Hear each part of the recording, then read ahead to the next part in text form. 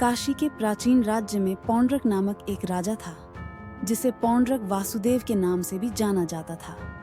उनका दरबार धन और वैभव से भरा हुआ था और वे दूर दूर तक अपने अहंकार और घमंड के लिए जाने जाते थे। पौंड्रक को एक बड़ा भ्रम था। वह खुद को भगवान विष्णु का सच्चा अवतार मानते थे। विष्णु से जुड़े दिव्य प्रतीकों और पोशाक को अपनाते थे, जिसमें शंख, चक्र, गदा और कमल शामिल थे।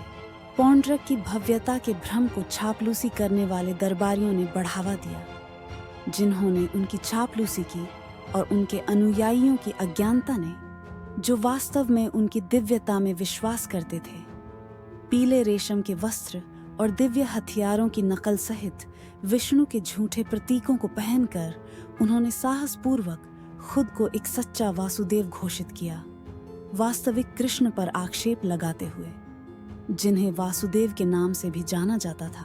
एक दिन पौंड्रक ने दुनिया के सामने अपने भ्रमपूर्ण दावे का दावा करने का फैसला किया। उन्होंने द्वारका शहर में रहने वाले विष्णु के सच्चे अवतार कृष्ण के पास एक दूत भेजा। संदेश दुस्साहसी और टकराव वाला था। इसमें लिखा था, वासुदेव के नाम और प्रतीकों के बारे में अपने झूठे दावों को छोड़ दें। मैं ही वास्तविक वासुदेव हूँ। इन दिव्य प्रतीकों को मुझे सौंप दें या परिणाम का सामना करें। कृष्ण, जो अपने संयम और ज्ञान के लिए जाने जाते हैं, ने संदेश पढ़ा और मुस्कुराए। उन्होंने पौंड्रक की अज्ञानता और घमंड को समझा, लेकिन फैसला किया कि यह सार्वजनिक रूप से इस भ्रम का सामना करने और उसे दूर करने का समय है। कृष्ण ने पौंड्रक को उनकी चुनौती स्वीकार करते हुए और युद्ध के मैदान में उनसे मिलने का वादा करते हुए जवाब भेजा। खबर तेजी से फैल गई और जल्द ही कृष्ण और पौंड्रक की सेनाओं ने युद्ध के मैदान में एक दूसरे का सामना किया।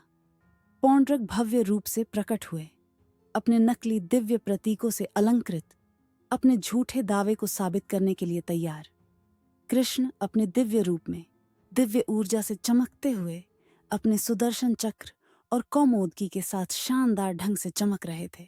जैसे ही युद्ध शुरू हुआ, यह तुरंत स्पष्ट हो गया कि पौंड्रक का कृष्ण से कोई मुकाबला नहीं था। पौंड्रक के अनुकरण प्रतीक और उनकी सेना कृष्ण की शक्ति और दिव्य हथियारों से आसानी से अभिभूत हो गए थे।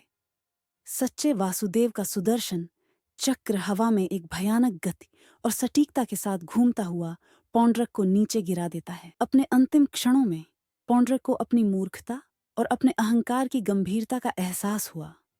वे समझ गए कि सच्चे वासुदेव कृष्ण हमेशा विष्णु के दिव्य अवतार रहे हैं, जो करुणा, शक्ति और ज्ञान के गुणों को मूर्त रूप देते हैं। पौंड्रक के ढोंग को हटा दिया गया, जिससे उनकी नश्वर सीमाओं की कठोर वास्तविकता का पता चल। युद्ध के बाद कृष्ण की प्रसिद्धि और दिव्यता लोगों के दिलों और दिमागों में और मजबूत हो गई। पौंड्रक के पतन ने अहंकार और भ्रम के खतरों की एक शक्तिशाली अनुस्मारक के रूप में कार्य किया। कृष्ण की जीत केवल एक भौतिक जीत नहीं थी, बल्कि घमंड और छल पर सत्य और विनम्रता की जीत भी थी। पौंड्रक वासुदेव की यह कहानी विनम्रता के महत्व, अहंकार के खतरों और सत्य की सर्वोच्चता के बारे में कालातीत सबक सिखाती है। यह एक दिव्य मार्गदर्शक के रूप में कृष्ण की भूमिका पर प्रकाश डालता है, जो धर्म के मार्ग से भटकने वालों को सही करने और प्रबुद्ध करने के लिए हमेशा तैयार रहता है।